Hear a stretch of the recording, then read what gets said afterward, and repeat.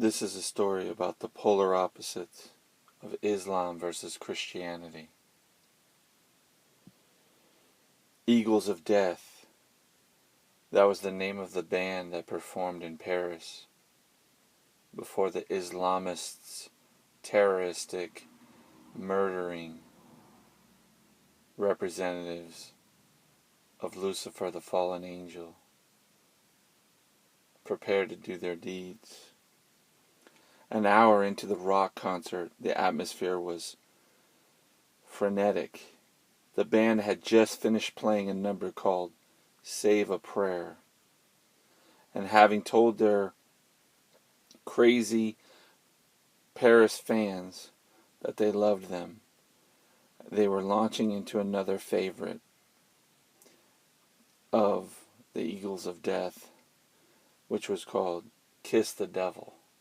So theorize for a moment. They had just said, basically, don't pray for me.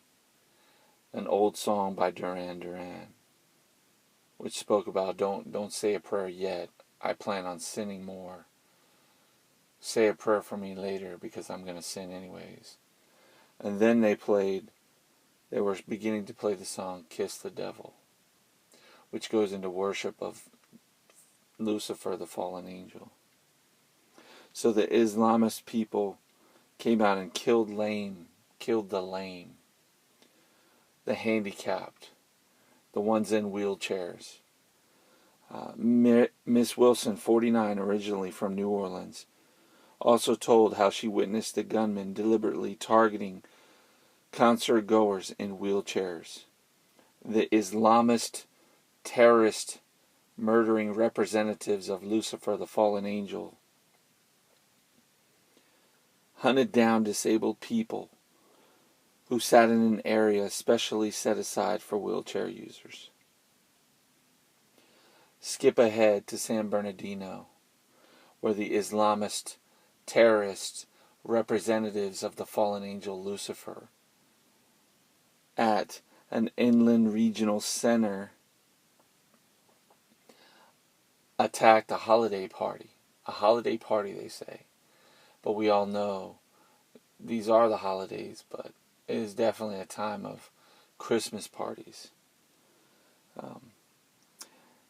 Their dedicated team at this inland regional center of professionals provide life-changing services, resources, and support to more than 30,000 people with developmental disabilities and their families throughout San Bernardino and Riverside counties.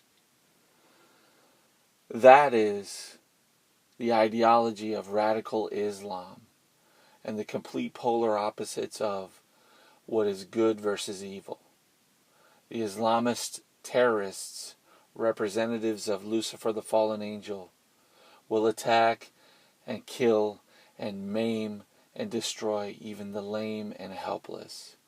And on the other polar opposite side, you have Jesus Christ, the one and only begotten Son of God, who came in the flesh to die for us on this planet so that we might be saved. He healed the lame. He healed the sick. Matthew 15:30-31. And great multitudes came unto him, having with them those that were lame, blind, dumb, maimed, and many others, and cast them down at Jesus' feet, and he healed them, insomuch that the multitudes wondered when they saw the dumb to speak, the maimed to be whole, the lame to walk, and the blind to see, and they glorified the God of Israel.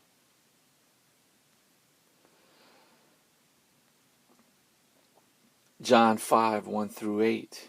And after this there was a feast of the Jews, and Jesus went up to Jerusalem. Now there is at Jerusalem by the sheep marketplace a pool, which is called in the Hebrew tongue Bethesda, having 5 porches. In these lay a great multitude of impotent folk, of blind, halt, withered, waiting for the moving of the water. For an angel went down at a certain season into the pool and troubled the water. Whosoever then first, after the troubling of the water, stepped in was made whole of whatever disease he had.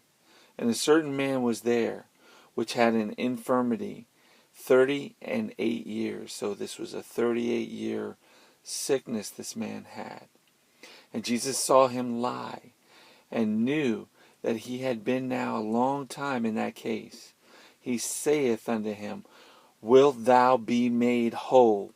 The impotent man answered him, Sir, I have no man, when the water is troubled, to put me into the pool. But while I am coming, another steppeth down before me. And Jesus said unto him, Rise, take up thy bed and walk. Again, a polar opposite of Islam versus Christianity. Jesus Christ heals the lame and the maimed. Islamists kill and destroy the lame and the maimed. You have to understand true representations of evil versus true representations of good. It's clear, cut and dry. Anyone with any commonsensical ideology can see what exactly is taking place with regards to Islam versus Christianity. Okay. What really is taking place here is multifaceted and big and bold and very unique. It's all coming together in one big picture. The Islamists believe that through violence, death, and murder, and war, and chaos, that they can bring upon the end times. So what they're doing is they're drawing all the world forces of nuclear power, such as Russia and Turkey and the United States and France and Israel, all into one location, that being Syria, that they can then create this end-time apocalypse, end-time scenario where they can bring upon their Mahdi, their false Messiah, that will then create what they believe is the end days. So their goal is, and they are slowly, methodically creating this system that they believe will result in the end days. Okay, what they don't know is no man knoweth the day nor hour. And God will move when God wants to move. Okay, Lucifer, the fallen angel, can attempt all he likes to bring upon the end days. But Jesus Christ is the only begotten Son of God, the Father who is in heaven. And God the Father who art in heaven will be the one that decides when to send forth Jesus. Okay? No one can force God's hand. God can do it at his will. Lucifer has had to prepare for a time like this to create the Antichrist and the false prophet and have one there in place ready to step in when God the Father in heaven decides the last days are.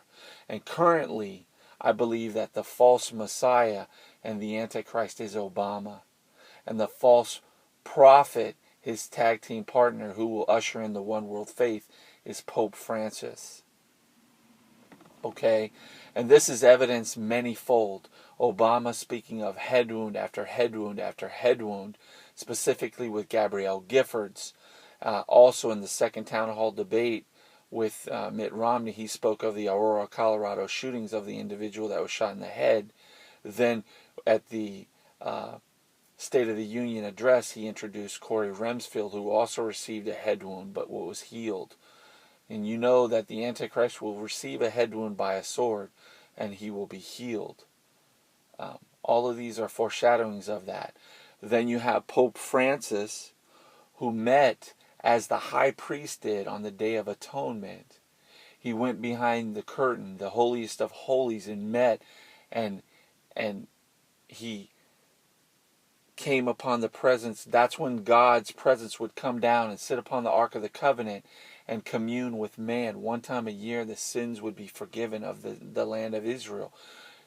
That's why on the Day of Atonement, in a foreshadowing measure, Pope Francis met with Obama.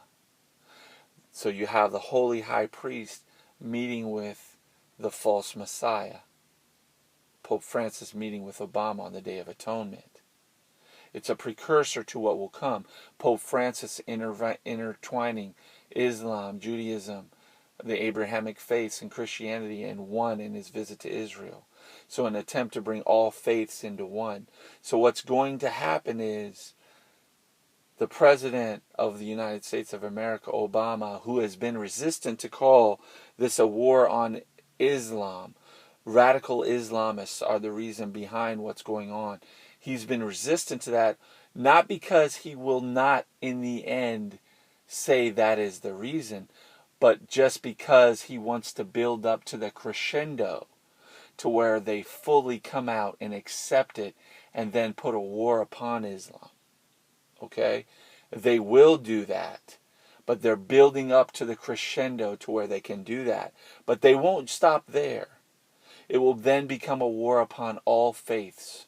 And the only fair measure will be to do away with all faiths and combine them into one new world faith, where they will then worship the false Messiah and create a one world religion that will be brought upon by Pope Francis, and they will force all to worship the false Messiah, who will be granted certain abilities because he will be fully possessed by Lucifer, the fallen angel, who lost in the rebellion in heaven, who is a created entity.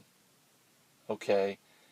He will then possess the body of the Antichrist and will have certain abilities, as will the false prophet when he is in the presence of the Antichrist, to perform miracles. And you're already seeing foreshadowing of these miracles in Pope Francis healing a baby tumor.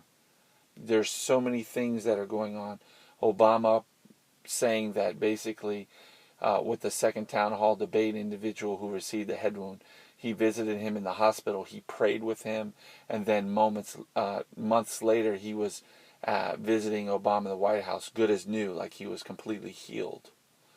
So you have a lot of these things that are being foreshadowed, but what will come is there will be a war not just upon Islam, but upon all world faiths, and they will attempt to combine them into one world faith. And if you don't abide by Pope Francis's decree that all the world must worship Obama, then you will be put to death. If you don't receive the mark of the beast, you will be put to death. And this will go as far as, and you've seen it where they rang the bell for on Martin Luther King's Day around the country, just as you did with King Nebuchadnezzar. At the sound of the music, cymbals, and everything, everyone will stop and worship the image of the beast, which it's parallelism to the image that they set up with Nebuchadnezzar. So will be done with Obama, that there will be a sounding worldwide. Everyone has to stop and worship him. If you don't, you could be put to death. And Pope Francis will put this in place, as well as Obama will go into the Holy of Holies in the newly rebuilt temple that they will rebuild, because Israel will break the covenant with God, the Abrahamic promise covenant that they will possess the whole of the land of Israel, and they will divide the land into two parts, two nations living side by side in peace and security. That will be Palestine and Israel. There will be a division. And as a result of that division, Israel will rebuild the temple and the Temple Mount.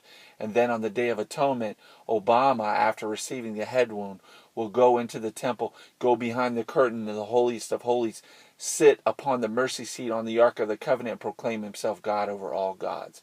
On the Day of Atonement, then Pope Francis will also go back there and commune with him. That's the foreshadowing. That's what can happen now in our time. However, all of these things are in the Lord, our God and Father in heaven, His hands. And if He chooses to at that moment send forth Jesus Christ and all of His holy angels to rapture away the believers in God, then that could be the case. But it is in His hands. And no one can force God the Father's hand in heaven. The one and only true living God, the God of Israel. So pray, because all of these things shall come to play quickly.